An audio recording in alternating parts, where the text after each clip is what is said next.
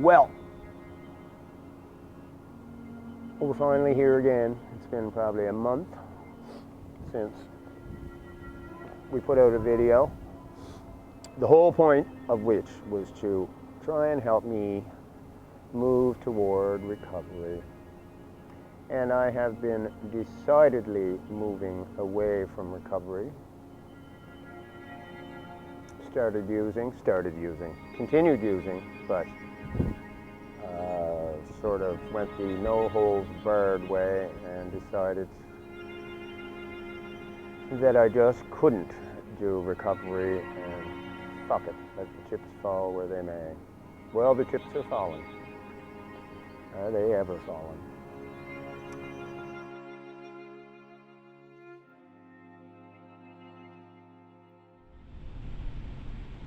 Ask for forgiveness. It's better to ask for forgiveness than permission. You know, Paul and I decided to do this for two reasons, really. One was to try and save my life by entering recovery again in a very solid way, but to use this as a way of being accountable to myself and being accountable to other people. So I guess I thought, if I put out enough of my dirt and come before you like this, in my shame, that would be enough truth for me to give, to move me back toward trying to get clean again. But it's not enough, because I know, after being around for a long time, that the only thing that works is complete truth. That's the only thing that works. So I haven't been lying to you, but what I've been doing is presenting these videos without saying where I am, where I truly am. I know you can tell by looking at me that, I'm not just smoking cigarettes. I'm in active addiction, and that is the truth. I'm in active addiction. And because it is an illness that is progressive, progressive means it will continue to get worse day by day.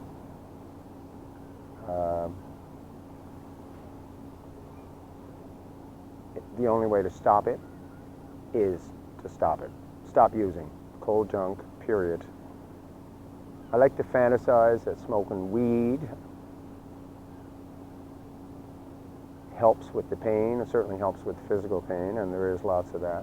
But I also tell myself that I am at my absolute most creative and loving and generous and happy when I have a bit of THC in my system, because it sort of sets my soul loose. And I'll be honest with you, I have more good thoughts in my head when I smoke a bit of a joint, which is not very often. Something happens that just makes me feel so good, and that is the only time that I hear positive messages in my head. I definitely believe that a period of abstinence is required. There's no question about it, because the body, the poor little skinny body. Sorry, I keep touching my mic. Paul hates me for it. There's bigger reasons to hate me, let me tell you. Where was I? I lost track. You're talking about using marijuana. Yeah, I don't know. But yes, a period of complete abstinence is required, because my body needs time to heal, put some weight back on, and wake up some morning not feeling all dragged out, with a tiny bit of energy. And as I recall, periods of getting clean, someday you wake up, maybe after a week of really good sleep and food, and suddenly you wake up one morning, and for a couple hours or 3 hours, you feel like you have some power back not power in your mind, but your body feels good enough that it's actually supporting the weight of my anguish. So that's what needs to happen first, and I guess that means detox. Although they don't take you in for long enough to really do anything appreciable, because I have not stopped using. I wake up every day with the same problem. I want to use. Using and the misery that comes with that is the normal. And so that is my comfort zone right now, and I have to break that. If I wake up and use, like I'm just reset back every single time. Nothing moves forward, and it doesn't matter what my intentions are inside my head or my heart. It all goes back to the brain needs the dope. Because once I have the dope, I feel normal. Conversely, when I have the dope, everything unwinds again, right? That's the trick to get past. That's what the addiction tells every person who is addicted, is that you need this or you will not feel okay. But that has to be broken. It has to be stopped, and I have to go a different direction. I feel really embarrassed to be sitting here on camera saying this to Jesus knows who.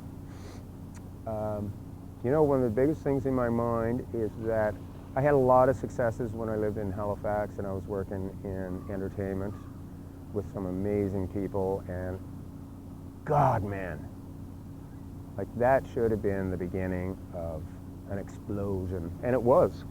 But I was using then too, so ultimately using wins. When you're an addict, it always wins, and therefore I lose. But I'm worried about, I guess to some degree, I'm worried about what all those people are going to say when they see this. So my friend John B. in Halifax has said to me a few times, there's always hope unless you die. That's when hope stops. I think hope stops before you die sometimes. I think, you know, people who commit suicide, their hope is gone.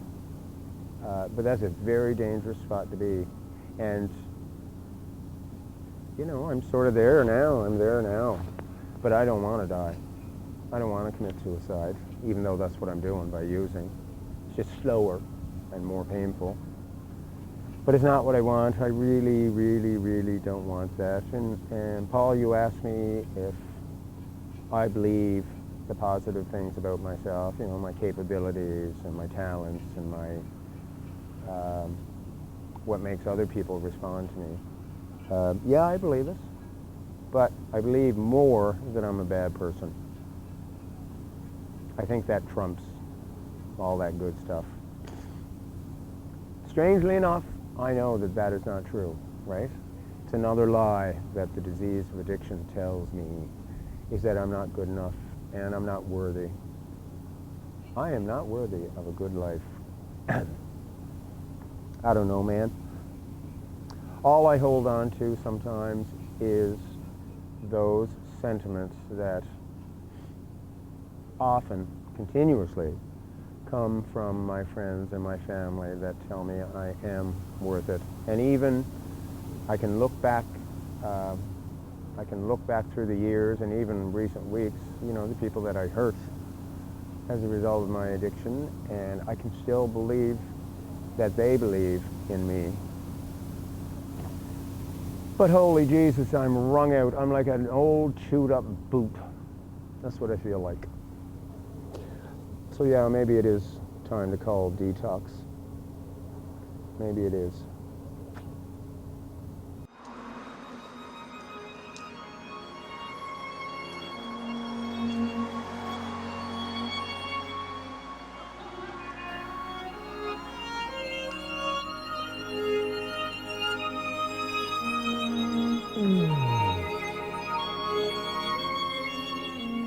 We decided to come up to Bannerman Park because it's very pleasant and most importantly, very quiet. I don't find I like to be around people so much these days because I don't like being around people too much these days. Just too much going on in my head. The embarrassment of what I look like, what I feel like. Anyway, nature always calms me, so here we are. I'm sitting between two variegated hostas. I'm trying to come up with a good joke about that, but I can't think of one. Except this. You can throw a hosta out in the middle of the pavement and have trucks run over it all winter, and it'll still come back to life. So maybe that's the metaphor. Oh my God. So I'm trying to decide whether to call detox and whether that fits in the grand scheme of everything I have to do for the next few days.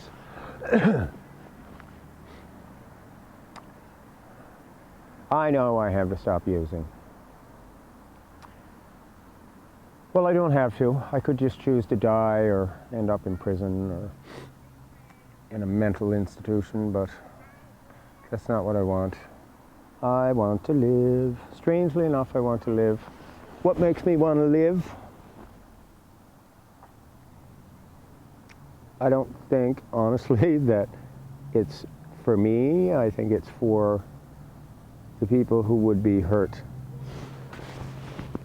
by me dying, like my mom and my dad especially.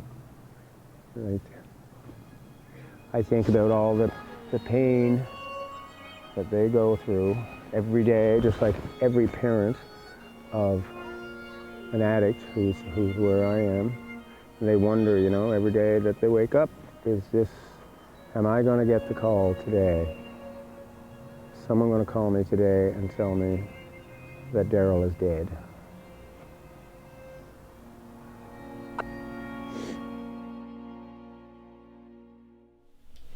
So I hope you enjoyed that video. I thought,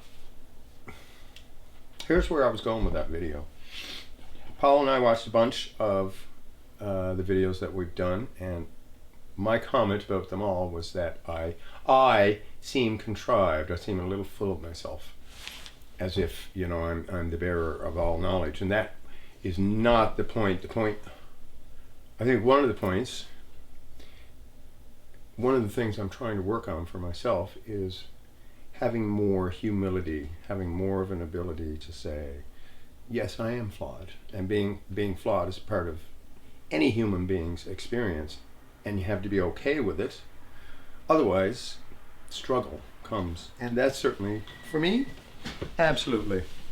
And I would hazard a guess for a lot of people, certainly that I know in recovery, that's a big piece, right? Is not being okay with the fact that we are not perfect, so that all our downsides or our deficiencies as we see them are just too much to bear, and we can't live with them. Part of being human is being able to live with the good and the bad. Everybody has it. But now I'm at the end of this and I see, you know, that almost seems a little depressing. But it's not meant to be depressing, right? Because the fact is, you know what? I keep showing up to these video shoots with Paul. I keep showing up to push this along. And it's been probably 4 weeks since the last one, and I told you that was because I was using. But, you know, I introduced complete honesty to it. And I came in spite of the fact that I felt that I looked like shit. So I think for me, this is a good project, and I hope it is for you too. I felt after I watched that today that there were a number of things that I said that people will identify with. And if that's the only thing we achieve in doing this, then we have done something very special. So, until next time, thanks for tuning in to Not Fit.